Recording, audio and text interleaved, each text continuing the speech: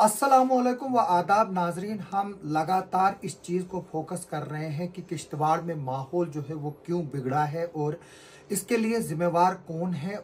क्या स्कूल में उस्ताद जो है वो इस चीज़ के लिए जिम्मेवार है, क्या पेरेंट्स जिम्मेवार है या कलेक्टिवली सोसाइटी जिम्मेवार है। इसके लिए बात करने के लिए इस मसले पर हमारे साथ आदिल हुसैन भट्ट साहब है, जो प्रिंसिपल है फुरकान एकेडमी के और रिनोन एजुकेशनिस्ट है यहाँ के किश्तवाड़ के। आदिल साहब, हम देख रहे हैं लगातार जो फयाशी के क्लिप्स है जिनमें किश्तवाड़ के लड़के लड़कियां हैं वो सोशल मीडिया में रिलीज हो रही है। सोशल मीडिया डजंट मीन्स कि वो किसी ने फेसबुक पे अपलोड किया है, व्हाट्सएप के जरिए शेयर हो रहे हैं, टेलीग्राम के जरिए शेयर हो रहे हैं, end to end encryption messages के जरिए जो है वो एनक्रिप्टेड मैसेजेस के जरिए शेयर हो रहे हैं। तो जिम्मेवार कौन है? आप एक टीचर हो, क्या आप जिम्मेवार हो इसके लिए? सर देखिए, सबसे पहले मैं तमाम व्यूवर्स को अपना सलाम व आदाब पेश करता हूँ। मैं यही कहूँगा कि ये जो भी है, ये फहाशी जो फैल रही है, सबसे पहले तो इसमें कहेंगे कि ये लानत है। लानत कुछ इस तरह से है कि हमने अपने प्यारे हबीब जनाब मोहम्मद रसूलुल्लाह सल्लल्लाहु अलैहि वसल्लम का जो तरीक़ाकार छोड़ दिया है, अपने दीन धर्म पे चलना। जैसे कि अगर हिंदुइज़्म की बात की जाए, क्रिश्चियनिटी की, इस्लाम की बात की जाए, कोई भी मजहब इन चीज़ों को जो है वो सपोर्ट नहीं करता है या इन चीज़ों के हक में नहीं कहता है। तो हर एक रिलीजन जो है इसको क्रिटिसाइज ही करेगा, डिनाउंस ही करेगा। लेकिन बदनसीबी और बदकिस्मती की बात यह है कि ये चीज़ें हमें समाज के अंदर देखने को मिल रही हैं। इस चीज़ के लिए सबसे बड़ा जिम्मेवार जो है वो मोबाइल फ़ोन है। बनाने वाले ने तो इसे बहुत अच्छी कारकर्दगी से एक अच्छे काम के लिए बनाया था, लेकिन इस टाइम जो इसका मिसयूज़ हो रहा है, जैसे कि इंटरनेट पे आजकल हमारे छोटे छोटे बच्चे यूसेज कर रहे हैं, और जैसे ही वो कोई साइट खोल रहे हैं तो साइट खोलते समय ही उन्हें काफ़ी न्यूड पिक्चर्स वगैरह वहाँ पे देखने को मिलती हैं, जिनकी वजह से कहीं ना कहीं वो उन वेबसाइट्स को ओपन करने के बाद इस चीज़ की तरफ जो है अपने आप को बढ़ा रहे हैं।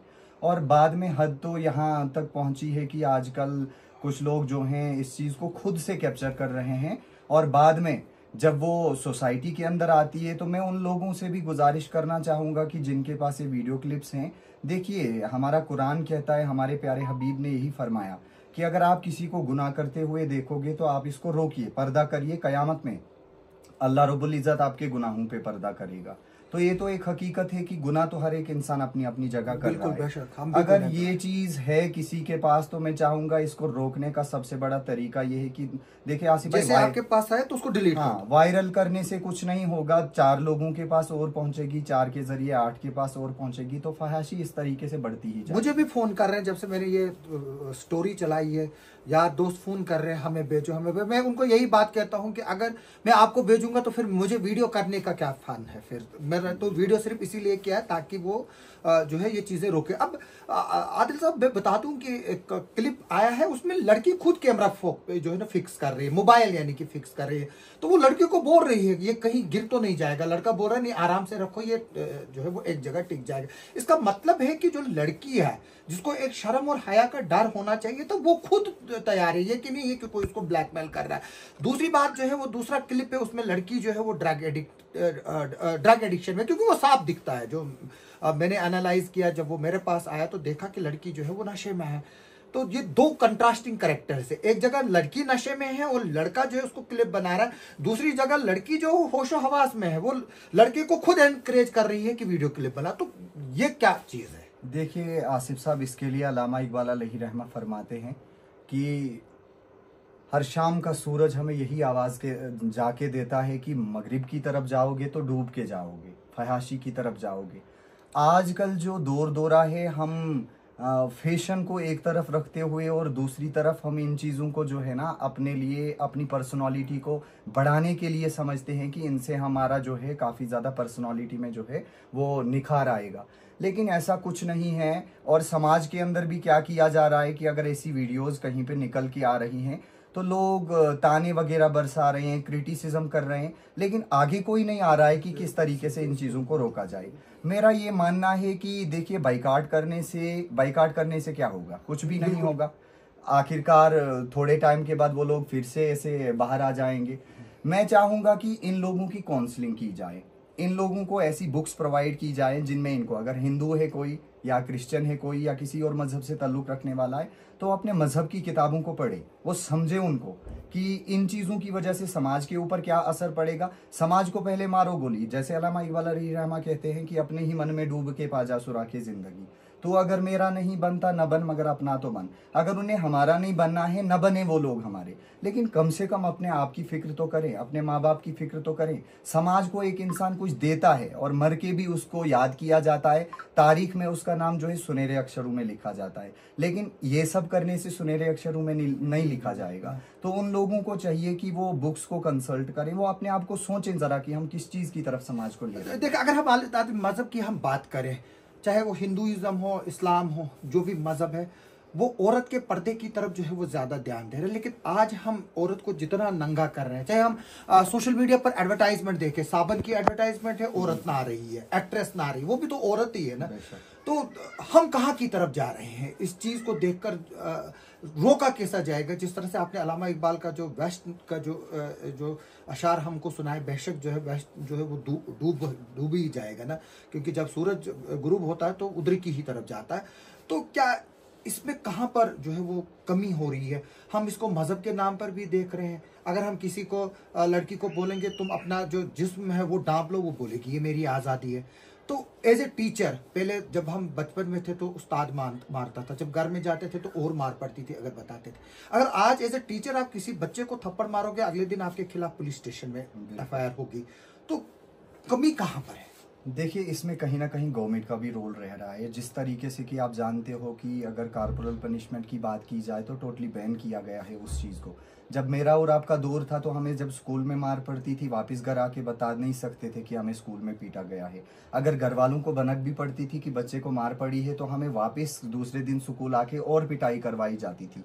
तो एक डर था, और एक ये चीज़ थी कि वालिद और बेटे के बीच में या वालिदा और बेटी के बीच में एक शर्म हया का वो लिहाज होता था। लेकिन आज वो रोब जो है वो उड़ चुका है। मैं चाहूँगा कि इसमें हर एक लेवल पे जो है मदद की जा सकती है इन चीज़ों को रोकने की, लेकिन सबसे पहला घर जो है, इसके लिए सबसे पहला मदरसा जो रहेगा वो घर रहेगा, जहाँ पे हम जैसे कि आज आते हैं, बेटा घर आता है स्कूल से या कहीं और से आता है, ट्यूशन से, जॉब से आता है, तो अपनी ही फैमिली के अंदर हम पराये दिखते हैं। वालिद अपना फ़ोन लेके घूम रहा है, वालिदा अपना फ़ोन लेके है, बच्चा अपना फ़ोन लेके, मतलब आपस में एक दूसरे को ये तक पूछने की हम जहमत नहीं करते कि दिन भर हमने क्या किया, कहीं आपको कोई दुश्वारियां सामने ना आई, जिसकी वजह से आज का यूथ जो है वो डिप्रेशन की ओर भी बढ़ रहा है। मोबाइल के अंदर ज़्यादा अपने आप को डाल के डिप्रेशन की ओर बढ़ रहा है, और जब वो डिप्रेशन में चला गया तो फाइनली उसे शर्म हया का वो पर्दा क्या, उसे वो चीज़ रहती नहीं है अपने अंदर की इस चीज़ से कोई फ़र्क पड़ना है। जो ड्रग्स करेगा, जब उसका माइंड उस कॉन्शियस होता ही नहीं, अनकॉन्शियस हालत में वो कुछ भी कर सकता है, फिर उसकी न्यूड वीडियोज़ बाहर आती हैं या कुछ और होता है, तो उसके लिए उससे कोई फ़र्क नहीं पड़ता है। और कहीं ना कहीं मॉरल वैल्यूज़ की भी काफ़ी कमी है। आज हम स्कूलों के अंदर बेशक कंप्यूटर पढ़ा रहे हैं, नीट लेवल के एग्जाम्स करवा रहे हैं, और भी तरह तरह की किताबें पढ़ाई जा रही है इदारों के अंदर, लेकिन मॉरल वैल्यूज़ की आज बहुत ज़्यादा कमी है। इदारों के अंदर भी इस चीज़ को देखा गया कि बहुत कम, चाहे वो किसी भी मजहब से रिलेटेड जो है तालीम दी जाए बच्चों को, हाँ, तो वो चैप्टर्स गायब हैं, बच्चों को वो सारी चीजें नहीं समझाई जाती हैं, जिस चीज की वजह से आज का बच्चा माँ की पेट से जैसे ही निकलता है मोबाइल फोन देखता है, तो मोबाइल फोन देखेगा तो जैसे जब स्टार्ट से ही उसने इंटरनेट का यूज करना स्टार्ट किया, तो डेफिनेटली हमारा मास्टर तो इसी तरफ जाएगा। तो एज ए टीचर आप अपना फेलियर समझते हो इसको? क्योंकि मैं एज ए टीचर जानना चाहता हूँ, अब एज ए इंडिविजुअल आप हो या एज ए पेरेंट हो वो दूसरी बात है, लेकिन एज ए टीचर इसमें आपका भी रोल बराबर है, तो क्या आप फेलियर समझते हो टीचर? देखिए, एजुकेशन, मैं आपकी स्कूल की या आपके इंडिविजुअल की बात नहीं कर रहा, मैं teacher as a whole community की बात कर रहा हूँ। देखिए, टीचर इसलिए मैं तो फेलियर मानूंगा इस चीज को, लेकिन इसके पीछे मैं कारण भी बताऊंगा कि जैसे हाल ही में आपने देखा होगा कि बच्चे को कुछ किया नहीं था टीचर ने, हमने उसकी इन्वेस्टिगेशन की थी अपने लेवल पे, बस हल्का सा डांट वगैरह लगाया था, तो दूसरे दिन हमने पूरे सोशल मीडिया पे एक नोटिस जारी किया हुआ देखा हमारे सीओ साहब की तरफ से कि बच्ची को FIR तक लगा।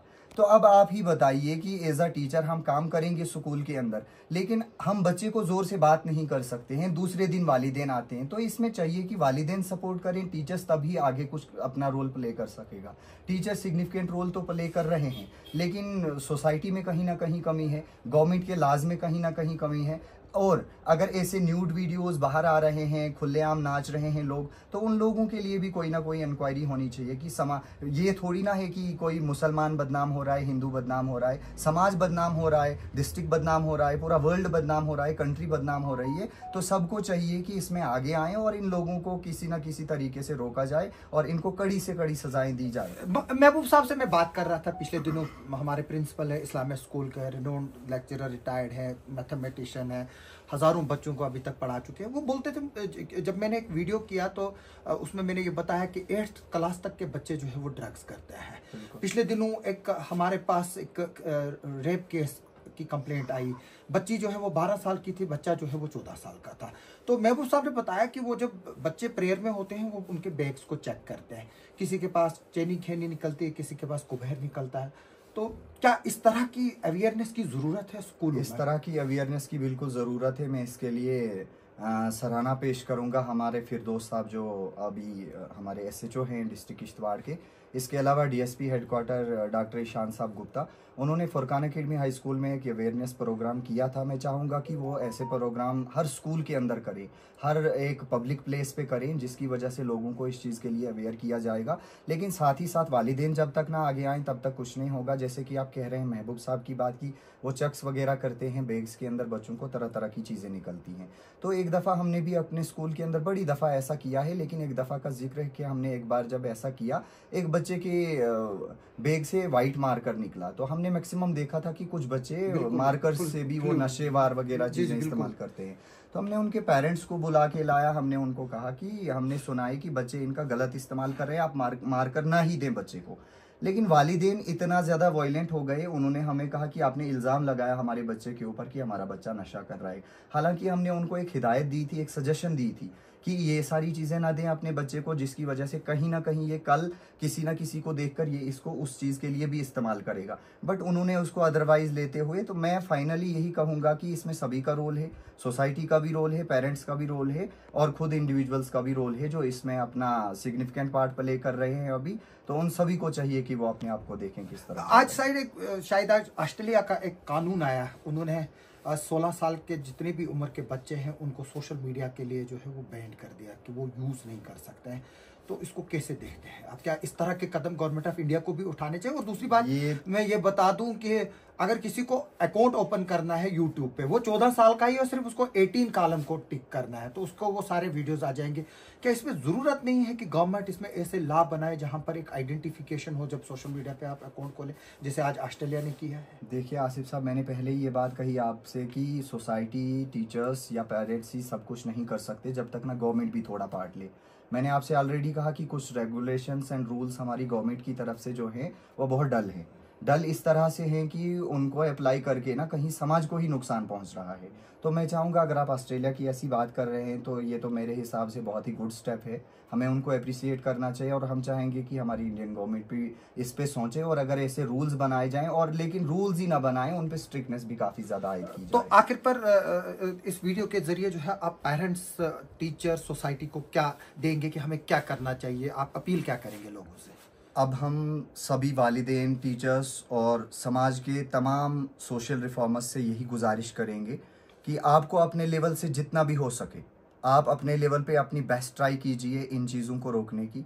और पर्टिकुलरली मैं उन लोगों से रिक्वेस्ट करूंगा कि जिन पे के पास ऐसे कुछ भी वीडियोस सुनने को भी अगर मिलते हैं ना, कि वो कान ही न धरें इन बातों पे, ताकि इस चीज़ से रोक लगेगी और इंशाअल्लाह रहमान हमें उम्मीद है हमारा समाज फिर से वैसा ही समाज होगा जिसमें इज़्ज़त आबरू का, हर बेटी का ख्याल रखा जाएगा। क्योंकि देखिए, ये आज जिनकी लड़की या जिनकी माँ बेटी आज न्यूड वीडियो के तौर पे सोशल मीडिया पे वायरल है, कल ये किसी की भी बेटी हो सकती है। वो किसी और की बेटी नहीं है, उसको हम अपनी बहन, अपनी बेटी ही मानेंगे। तो अगर उसके साथ ऐसा हुआ है, कल किसी भी बहन बेटी के साथ हो सकता है। तो हम चाहेंगे कि उनके वालिदैन भी इस पे गौर व फिक्र करें और तमाम वालिदैन थोड़ा अपने बच्चों को नज़र रखें कि अगर वो पैसा दे रहे हैं, उनके बच्चे कहाँ पैसा यूज़ कर रहे हैं। अगर मोबाइल फ़ोन यूज़ कर रहे हैं तो उस मोबाइल फ़ोन में कहीं ना कहीं अगर वो चाहें उनका व्हाट्सएप हैक कर सकते हैं, बहुत सारी चीज़ें टेक्नोलॉजी है, क्लोनिंग कर सकते हैं। हाँ बिल्कुल कर सकते हैं और इस तरीके से वो अपने बच्चों पे कड़ी निगाह रखें, ताकि बच्चों को भी लगे कि हमें कोई पीछा कर रहा है, तो वो इन चीज़ों की तरफ मुलविस नहीं। शुक्रिया आदिल साहब हमसे बात करने के लिए। ये प्रिंसिपल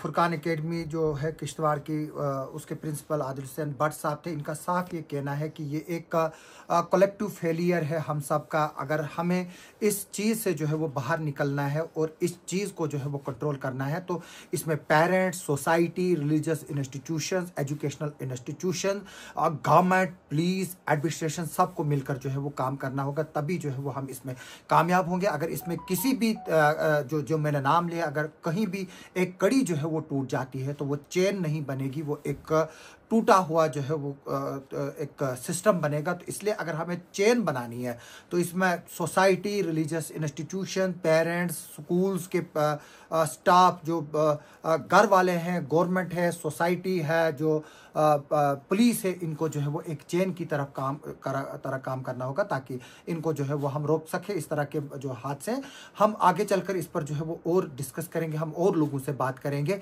आप हमारे साथ बने रहे। आप सबका सुनने के लिए और देखने के लिए बहुत बहुत शुक्रिया।